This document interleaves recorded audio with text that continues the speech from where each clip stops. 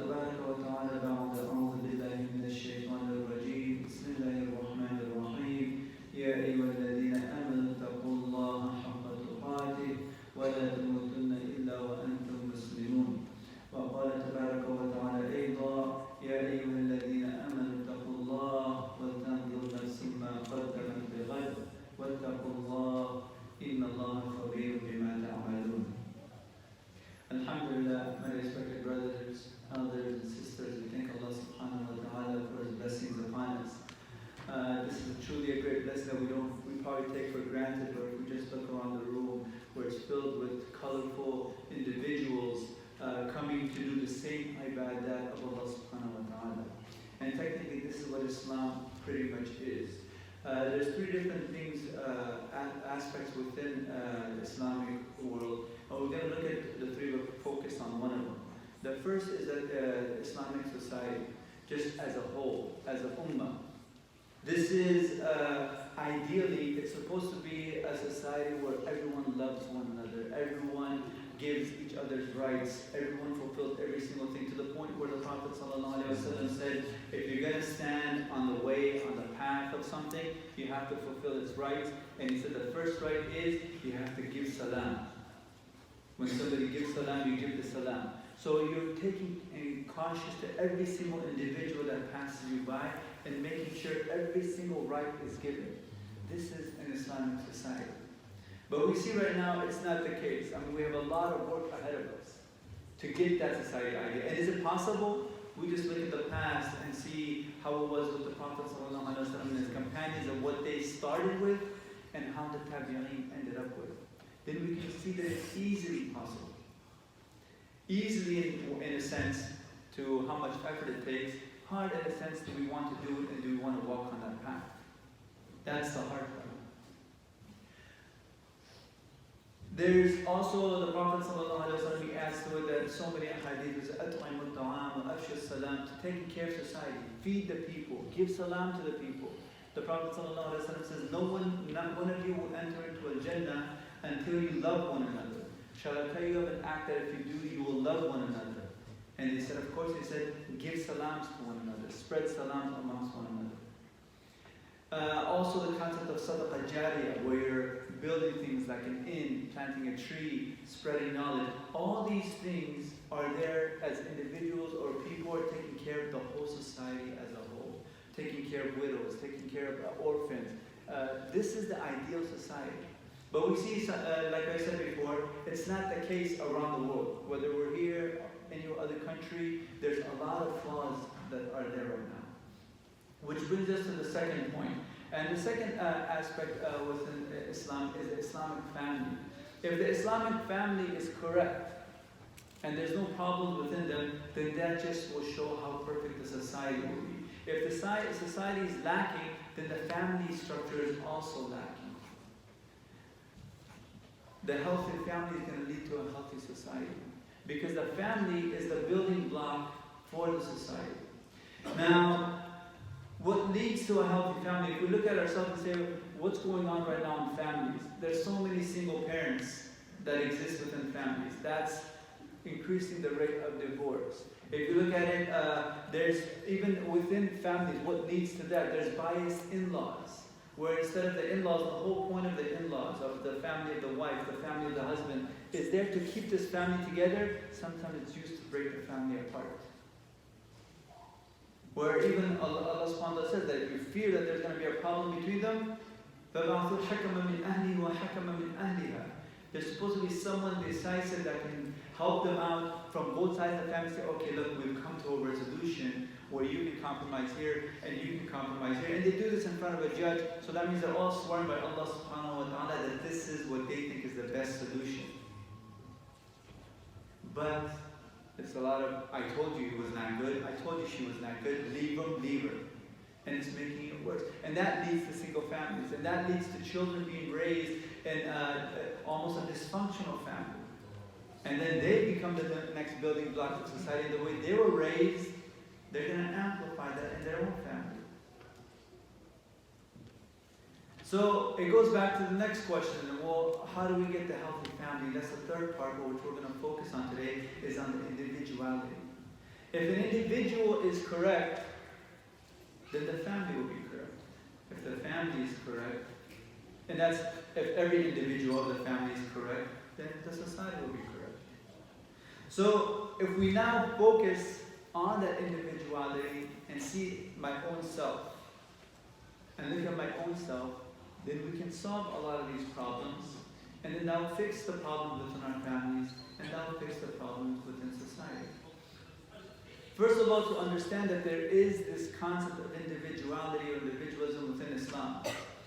A lot of times we just think like we're almost like robots walking around together. Hey, don't do this, they don't do that, so you don't do it. That's not what Islam is. Islam promotes free thinking. Islam promotes individuality. It's that you can't use that individuality to harm society or harm someone else. There are still guidelines and boundaries that you can't cross. To show how much the Prophet ﷺ guided Sahaba to really focus on their own self and express themselves, there was an ayah revealed specifically about Umar and Abu Bakr radiallahu anhuma. These are the two that we see the most adherent to the sunnah of the Prophet ﷺ. First is Abu Bakr, then it's Umar radiallahu anhuma, and both of these, the two best in rank amongst the Sahaba radiallahu anhum, which pretty much means amongst this whole ummah, they got into an argument in front of the Prophet ﷺ, where a group came to the Prophet ﷺ, and Abu Bakr who suggested that one person should be made Amir of that group. And then Umar he said, no, I think this person should be made Amir of the group. And Abu Bakr who we all know his characteristics, but it's there, these incidents that are there for the Quran to be revealed is an example for us. That's why the Abu Bakr is not going to be held accountable for these things. Because Allah subhanahu wa ta'ala, before the Sahaba they passed away, Allah subhanahu wa ta'ala says, radiyallahu anhum wa radiyallahu anhum. He's pleased with all of them. So Abu Bakr radiyallahu anhu, he said the only reason you said this, Umar, to contradict me. That's it. So Umar said, no, I didn't do that. I mean, this was my opinion. This is the only reason I gave it. They started arguing with one another until their voices got so loud that Allah subhanahu wa ta'ala revealed the Quran, Ya ayyuhalladhina amanu la tarfa'u aswatakum fawqa sawti an-nabi. All those who believe, do not raise your voices above the voice of the Prophet sallallahu alaihi wasallam. And the hadith, it says that these two, the two people that are ahead of everyone, almost invalidated all of their deeds for this act. Obviously, almost means they did it. But it just shows the severity of it when they spoke over the Prophet ﷺ.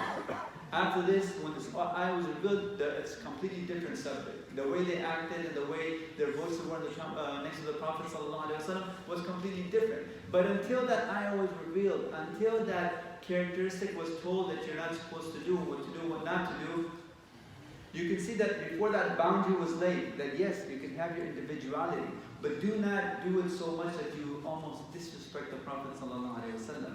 Until that was there, you could see, and they still had that individuality, where they expressed themselves and gave them. I mean, imagine us right now in this society that we have a leader, we go up to him and say, can I give you an opinion of what you should do here?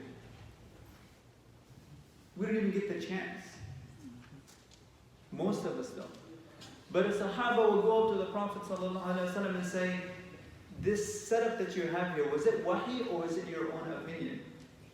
And the Prophet ﷺ says, no, it was my opinion. He said, then I have another opinion. And he would give him an opinion. The Prophet ﷺ would say, what an excellent opinion. And they would take that. That's that individuality that the Prophet ﷺ promoted that every single Sahaba had. And it led to, you can say conflicts, but the Sahaba who dealt with it, conflicts between Abu Bakr and Umar, conflicts between Umar and Khalid bin Walid, conflicts between Abdurrahman and Khalid bin Walid, radiallahu anhu. They could all stand up no matter who it is, who's the leader and who's not, and they will express their opinions to one another. When the Prophet ﷺ passed away, Abu Bakr radiallahu anhu said, we're going to send out the expedition of Usama radiallahu anhu. Every single Sahaba there said, no, we shouldn't. Because a lot of people, there's this Muslim Kadhab, who claims to be a prophet. There's a whole bunch of people that are leaving Islam saying we're not going to give zakat. There's people trying to invade into Medina. They said we have a lot of problems. Let's keep Osama inside. We need the manpower. And look at their individuality to say that to the Amir. And look at the individuality of Amir to say, how am I going to disobey an expedition that man over there, pointing to the grave of the Prophet ﷺ, sent out, ordered to be sent out, and before his grave is even dry, I'm going to disobey him. And ultimately, it led to their success by sending them out. Abdurrahman bin Auf, he would go up to Khalid bin Walid, and Khalid bin Walid is the Amir of an expedition. And one Sahaba, he went with almost nothing on an expedition. He just had like a leather shield and a leather, just like almost nothing. And he ended up fighting a person that was completely covered in gold and silver. So all that gold and silver should go to him. After winning the battle, Khalid bin Walid said, no, that's too much. I'm taking it from you. It's too much for one person. Abdurrahman bin Auf went up to him and said, how are you going to do with something the Prophet ﷺ said you shouldn't do? He said, Wallahi, I'm going to tell the Prophet ﷺ that you did this. Khalid bin Walid continued. They continued. They went back. The Prophet ﷺ told him, he said, Khalid, why are you doing that? Give it back to me. And then Abdurrahman bin Auf said, I told you. I told that you weren't supposed to do that. And then the Prophet ﷺ said, oh, what do you mean you told him? He said, when we were there, I told him that he shouldn't be doing this, and he didn't listen to me. He said, give it back to Khalid bin Walid. You cannot create a fitna amongst the people. That's the border again. Have your individuality. Because what he should have done is gone to speak to Khalid in private and told Khalid that this is not something we should do. We'll take it back to the Prophet ﷺ, and everything would have gone fine. But to do it in public, now you're crossing the boundaries that Allah subhanahu wa ta'ala said. So there's a lot of different types of individuality, individual characteristics that the Prophet ﷺ brought up, and we should look at those. Go look and read a book called Men Around the Messenger, Hayat al-Sahaba. These are all companions, individuals that really show that the Prophet ﷺ raised them in the way that they could all express themselves. I mean, look at Hassan and Hussein anhu. There was one incident where Hassan, he's the older brother, and he's also the brother that is good at, mashallah, he's Hassan, he's doing good at everything. Hussein, he was good too, but he had this one speech problem. He would stutter a lot.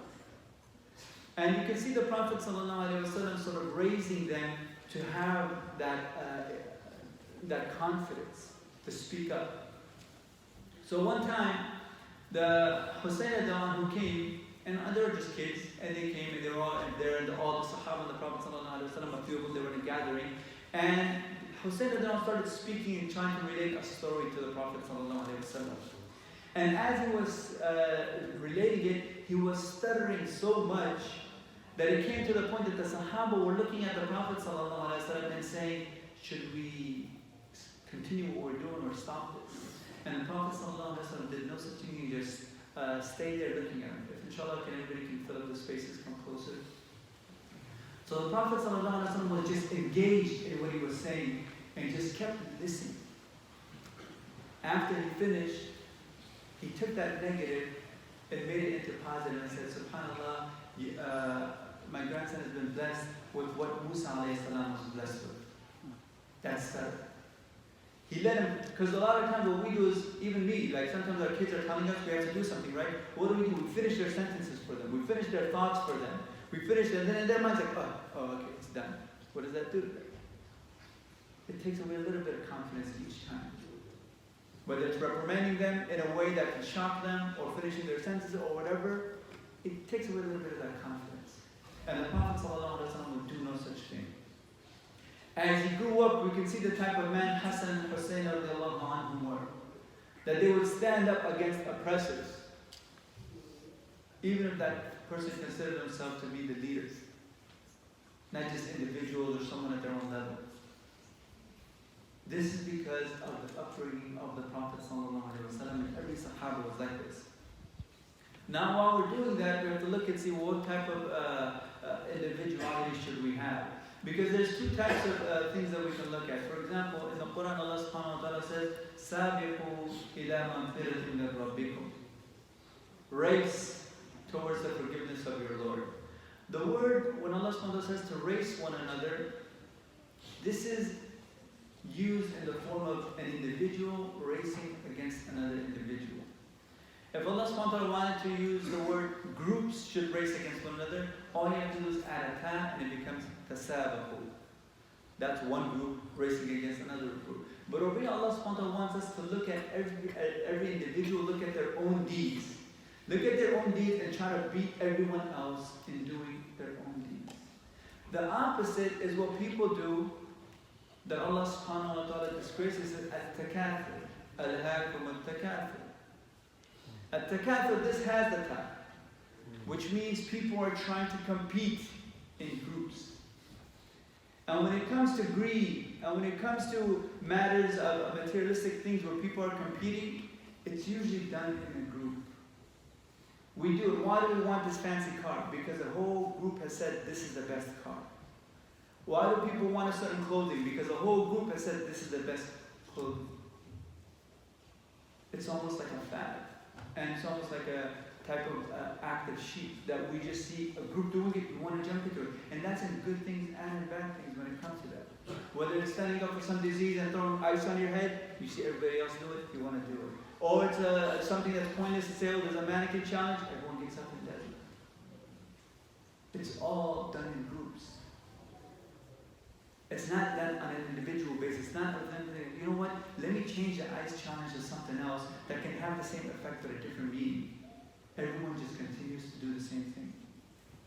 And Allah subhanahu wa ta'ala says that's what's going to distract you. And how long is it going to distract you? حَتَّى زُرْتُمُ الْمَقَابِرِ. Until you visit your grave, it will keep distracting you. If you're not careful, you forget yourself. You forget your individuality. You're going to just see that group and see where you can jump in and be a part of a certain group, and that group's going to distract you. And even Allah subhanahu wa ta'ala says that don't be وَلَا تَكُونُوا كَالَّذِينَ نَسُوا اللَّهَ فَأَنْسَاهُمْ أَنفُسَهُم. They forgot, those people, don't be like them who forgot Allah, and that caused them to forget themselves. They forgot their individual self. Now, we're in a group, let's say we're in a group of friends. Everyone's saying something, we don't have the confidence to express our opinions, so we just stay quiet and go along with the group. Whether it's at work, whether it's during just us hanging out, we just follow the group. We lost our individual self. And that's not something that's detrimental to society, and that's what the Prophet ﷺ did the exact opposite of that. If you also look in the Quran, Allah subhanahu wa ta'ala, whenever he's speaking of the people who followed others, like for example, Allah subhanahu wa ta'ala, قَالَ الَّذِينَ اسْتُضْعِفُوا لِلَّذِينَ اسْتَكْبَرُوا لَوْلَا أَنْتُمْ لَكُنَّا مُؤْمِنِينَ. The people who were oppressed said to the people who were proud, and the leaders said, if it wasn't for you, we would have been believers. Now all of a sudden in the day of judgment, that following game, that doing what everyone else does, turns to the blame game. And then the people who are proud said, no, we didn't force you. You came, you followed us on your own. So what we have to do is go back and look at ourselves. And look at ourselves not in a way, in the wrong way, because we sort of flip things around. For example, when it comes to doing deeds, instead of seeing how we can compete and do better than someone else, we sort of bring everyone to our own circle and say, hey, you're not doing this the way I'm doing it. We flip it. Because I should be looking at someone saying, oh, that person's a hafid, okay, I'm going to do that too. Oh, that person's they gave this much charity, they did this, okay, well, I'm going to do that too. But we don't compete at that. Sometimes we just look and say, hey, your hands, you're not supposed to be there when you pray, you're supposed to be here, because that's the way I do it. The alayhi salat, you're not supposed to do it this way, you're supposed to do it this way, because that's the way I do it. And we focus on making everyone like ourselves. We're going back to, hey, let's be just that one big robot where no one thinks and everyone just looks and does what everyone else is doing.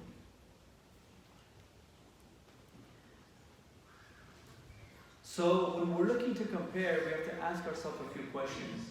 Who are we comparing ourselves to? And what are we comparing? This also we got flipped. For example, when I look at the Prophet ﷺ, I say, MashaAllah, I got the same beard as the Prophet ﷺ. I'm good. But then I don't look at the way he lived. I don't look at his house. I don't look at his characteristics. I don't look at the way he dealt with everyone, how he dealt with his family, how he dealt with his friends. I'm just comparing what I already know I got. And the Prophet ﷺ is so much more in depth than just simple things. Yes, even whatever you do, whether it's the beard, whether it's the clothes, the hat, whatever you do, all that is rewarded. But you have to look at the whole self of the Prophet ﷺ. And then also on the opposite side, if you look at the things that we have, like when we say we're comparing those things to the Prophet ﷺ, we're comparing everything else to everybody else in this time. Is my house bigger than that person's house? Is my car better than that person's car? Is whatever my family more prestige than the other person's family? The Prophet ﷺ, if you look at the way the society that they started with in his time, just him alone was there. He was the only one not doing what, there were a few other people, they were not doing the evil that everyone else was doing. It was the Prophet ﷺ, Abu Bakr, and maybe a few others. Every single other person is doing whatever you can think of. There's nothing wrong with it, they're doing it. Whether it's murder, thievery, anything. It went from that to what it was after the Prophet ﷺ when he was going, how he flipped and changed society. They were still the beginning though. They were the best of nations, the best of nations, because everything we do goes in their accounts. There's no way we're going to pass them up because they were the means for Islam coming to ourselves. But you look at the next group right after that. Since the Prophet ﷺ built the structure of society there to start growing, he started it. The Tabi'een passed the Sahaba in so many different things. There were scholars coming up left and right. Abdullah ibn Abbas, such a scholar that he said, if you look at Surah Al-Kahf, most of us read it today, just to get that blessing where the Prophet ﷺ, for whatever reason in the week, will get forgiven between the last week. The people who were in the cave, and the Quran says, they argue about how long they were in the cave. They argue about how many people were in the cave. Ibn Abbas said, I'm one of those people that has the knowledge of that. I know the exact number of people that were in that cave. How did he get it? We don't know, but he was raised in that society that he was able to flourish in that way. And it doesn't mean that, now every single person became a scholar. His own brother, who if he's going to become a scholar, nowadays you look at the way the programs are run, parents will either put all of their children in the program or take all of them out. It's no other way, that's it. Not, this one might be good, this program might be good for this child, this program might be good for that child. They don't look at it that way. It's just take all of them or take it or leave it. We all come as a package. Taking away that individual self. But if you look at Abdullah ibn Abbas, he's that scholar that had so much knowledge. His own brother was not a scholar, but he became like a wealthy person that he would feed the poor people. And everybody would look at they said, look at the two brothers of Abbas, that one feeds the body, the other one feeds the soul. Both respected. So this, the Prophet ﷺ raised that, and because he helped fix and make correction of the individuals in his time, that led to corrected families in the Sahaba once their families became corrected, which led to a corrected society. We cannot start going around right now. We can, but it's not going to have much effect for us to go out and say, you know what, let's go change society. It's very hard. You'll get confused. You won't know where to begin. But what you can start with, I'm going to correct myself. And if every individual corrects their self, then their families will be corrected and society itself will be corrected. It's not going to happen tomorrow. It took a century in the time of the Prophet ﷺ, a whole generation for it to bring the fruits of it. So this is a reminder for all of ourselves that if we really, first of all, find your individual self, instead of making sure that you're not going to find that individual self of what you or who you are and what you like in Islam, and then how you can be used to not be a means of hurting yourself and all of humanity. And if every single person has that individual self, you'll see that one person will attract one person, another person will attract another person, or one person has an idea to bring up a program to help certain individuals, another person will bring up another program to help other individuals. But we have to go back to the finding ourselves, and in order to do that, like Allah says, we have to know Allah subhanahu wa ta'ala. So this is an individual effort. There's no single answer that I could say, okay, everybody go do this and we're going to be okay. Every individual should analyze themselves and see what works for them. And if they need help, they themselves go to the scholar or the Imam and start a conversation to help them in following that and finding that process. So ask Allah subhanahu wa ta'ala to make it follow us and follow us. أقول قولي هذا أستغفر الله لي ولكم ولسائر المسلمين فاستغفروه إنه هو الغفور.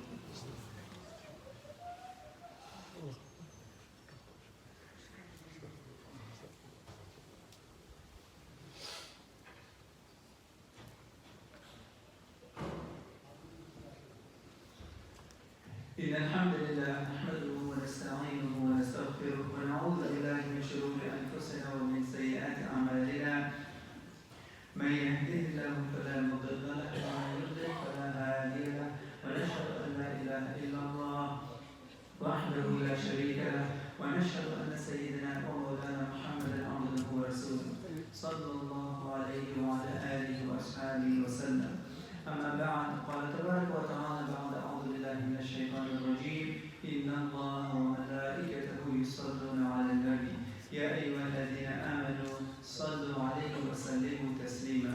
اللهم صل على محمد وعلى آل محمد كما صليت على إبراهيم وعلى آل إبراهيم إنك حميد مجيد وبارك على محمد وعلى آل محمد كما باركت على إبراهيم وعلى آل إبراهيم إنك حميد مجيد.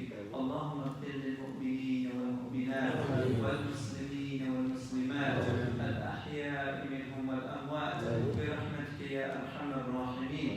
اللهم اشرح صدورنا للإسلام. اللهم حبب إلينا الإيمان وزينه في قلوبنا وكره إلينا الكفر والفسوق والعصيان.